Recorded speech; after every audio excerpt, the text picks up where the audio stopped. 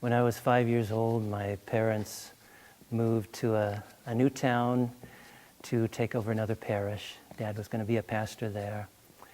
And we went to visit a family that lived on a farm. And when we went there, I was told to stay in the front yard. Everybody was told to stay in the front yard and play there. But my curiosity got the best of me, and I wandered down the road to see what the countryside looked like, and ended up witnessing a girl being molested by some older boys. Actually, she was kind of half and half participating, but only to be accepted. And I didn't understand what I was seeing. It horrified me. But I was blessed by the fact that I was in a new place and other kids, older kids, were including me. And I didn't have any friends there yet. We came to the farm on another occasion, and once again I was told to stay in the yard. And curiosity got the best of me, and I wandered down the road. And I came to a weeping willow tree by a white fence, and I looked out across the field and I saw those boys again. They were in a field next to a grove of trees. Two of them were committing an act of homosexuality, which I really didn't understand. It horrified me and fascinated me at the same time. The last time I'd been there, they said, "Don't come back. And don't tell anybody what happened," because they were afraid I would tell somebody. When they saw that I'd come back, one of them saw me. He ran after me and knocked me down and squeezed me around the chest, and then squeezed me in the groin and said, "You thought you could spy on us, huh, little girl?" And he just kept saying that over and over. "You thought you could spy on us, huh, little girl?" And every time he said, "huh, little girl," he'd squeeze, and he'd squeeze painfully. And you know, when a group of boys is doing something like that, the powers of darkness join in, and they can end up doing things that they wouldn't normally do under the influence of those powers. And so they gathered around me, and one of them said, "Why don't you show them what you have?" And he exposed himself to me. And then one of them pulled down my trousers and made fun of my body. And then I was molested. It was a gang rape by 4 teenage boys. There were 6 boys altogether, 2 abstained, but 4 of them molested me. And it was oral, done orally, and it was so brutal I could taste blood in the back of my throat. And then when it was done, and during the time when they were doing it, they were talking about me as a pretty little girl, and all the things they'd like to do to that pretty little girl. And when they were done, one of them kicked me, and they told me, "Don't tell anybody, because if you do, we're going to hurt your parents." I think they might have even said, "We're going to kill your parents." So I didn't tell anybody. And I just lived with the pain all by myself. And when you live with that much pain, you have to do something to numb yourself out. So within a couple days, I forgot it happened and didn't remember until I was 29 years old. When it came up, it just came up all by itself. I wasn't even in counseling. I was just watching a sad movie. And when I came to the sad scene, I got a little teary-eyed, and then these scenes began to flash before my eyes. They began to come back to me. And I only remembered a little piece of it, and a couple months later, the same thing happened, and I remembered another little piece of it. And piece by piece, it spontaneously came back to me. I wondered, am I making this up? Did it really happen? But it explained so many things in my life up until then. So when I told my parents about it when I was 30, my mom and dad said it had to have happened, because exactly at that time when you say you remember it happening, your whole personality changed. You were just a normal little boy, and then suddenly you didn't like anything that had to do with boys. You didn't like to play with boys. You liked to play with girls and do girl things. And suddenly, out of the blue, you were just terribly ashamed to let anybody see your body. If mom walked in and you were in the bathtub, you would just be horrified and cover yourself up. And then what really confirmed to me that I was remembering something real was my sister Amy, who had been 7 at the time and I had been 5. She said, now I understand why, when we went to that same farm where you say that this happened, at that very age, why it was that we were playing in the front yard in that fenced area where we were supposed to play, and you came running from behind the house, and you were cupping your hands over your private area. And she says you were literally jumping up and down with this absolutely terrified look in your eyes. And she said, I and my friend asked you, what's wrong, Mark? What's wrong? And you said, I can't tell. I'm not supposed to tell. And she said, you just said that over and over again. I can't tell. I'm not supposed to tell. And you just kept hiding yourself. Your passion that beats for Christ alone. What happens with a child who is molested, especially if nobody was there to talk to, and especially if he had to suppress it in order to survive, is that he projects onto what he does know all the things that his mind doesn't know about what happened to him. What I mean is, for instance, when I looked at boys and I saw the rough and tumble way boys had, you know, there's this wonderful energy that boys have that's a good thing, unless it gets out of hand, but it's a good thing. God created that energy, that boyish energy. When I saw it, it looked too much to me like the brutality that I experienced. I saw it through that lens, and so rough and tumble to me was expanded to look like brutality, and I hated it. I didn't like boy things from then on.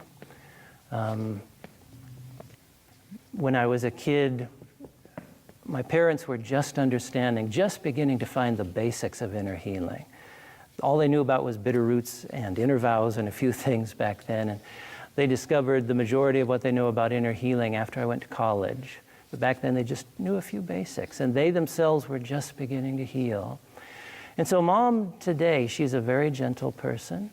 People know her to be just a sweet-spirited person, and anytime anybody meets her, that's what they see. But back then, she was a sweet-spirited person, but also she was angry back then and critical.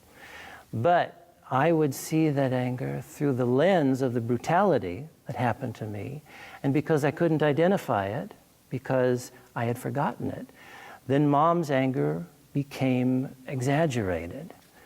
And so what happens with a child who's molested is that everything he looks at becomes seen through the eyes of what happened to him. And if he can't remember what happened to him, then all of what he felt back then gets projected onto what's happening now. The healing process for me was a couple of things. For one, it had to do with finding all those ways in which I chose to disconnect one by one.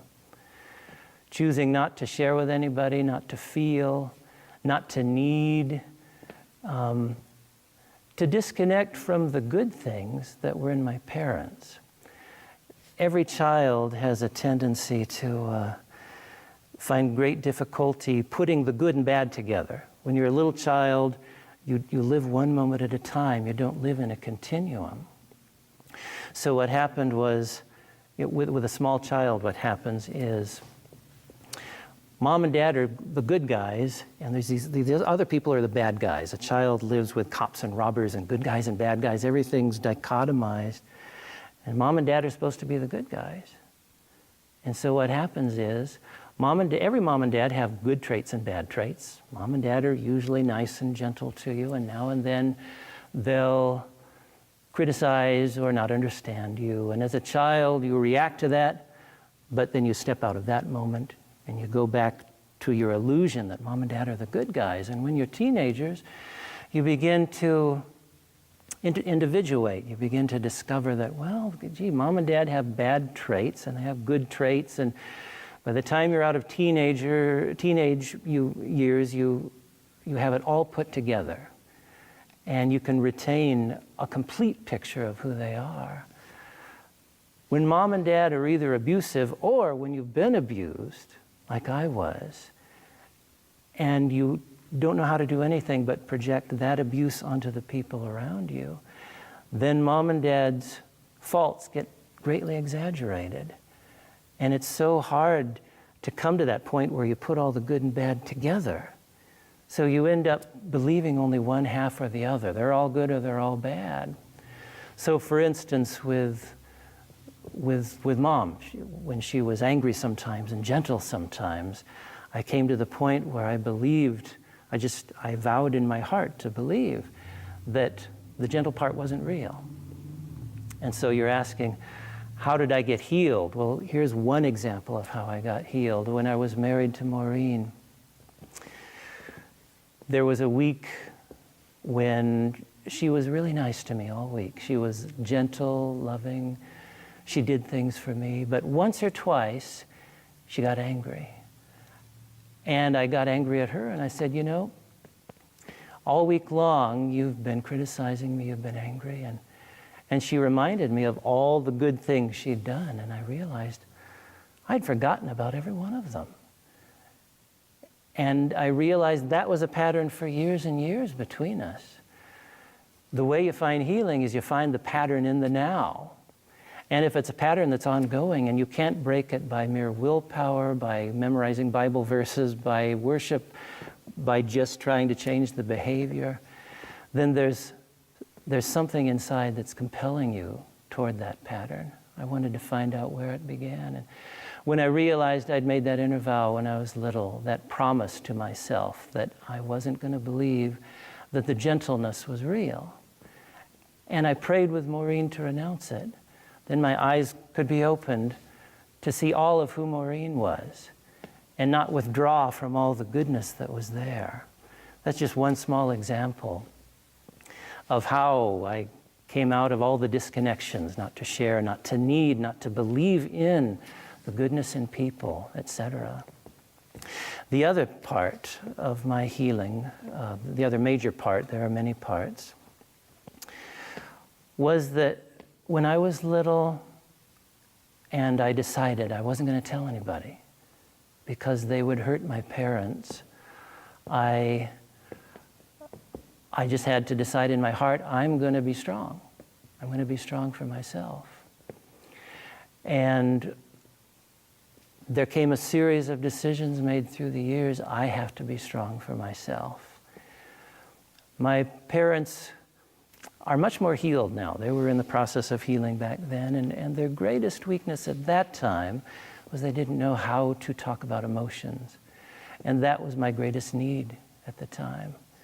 And so if I began to sink into emotion, into depression, it was hard for them to believe that I could be that broken. And so they would minimize it and say, well, you're not that depressed. You're just sinking into a bad mood. You can snap out of it. And I couldn't snap out of it. So there was a series of decisions that I made to be strong, to try to look normal, try to look like I wasn't troubled, to try to not feel, to try to not even know what made me feel something. And so another part of my healing was to deal with all those decisions in my heart. And of course, with every one of those decisions, which we call inner vows, to forgive each person who tempted me to make those decisions and to repent for making them. I think each person tends toward the sexual problem that fits their temperament. And so I had two sexual problems that I fell into. One was compulsive masturbation, because that's an inward thing. If you disconnect, you've got to connect with somebody. And so you're not as likely to become a sex addict involving other partners as you become a sex addict involving yourself. And so that was a very difficult problem for many years. And the other problem was that although I never fell into the homosexual lifestyle, I never once crossed the line and committed an act, I was very, very much tempted. And the reason being that when those boys did what they did, I felt what was in their hearts, and I decided I don't want a man's heart, because what's in men's hearts is ugly. And my dad back then, not being as healed as he is now. Nowadays he cries all the time. Every time he gets up to speak, he cries. Back then he didn't know how.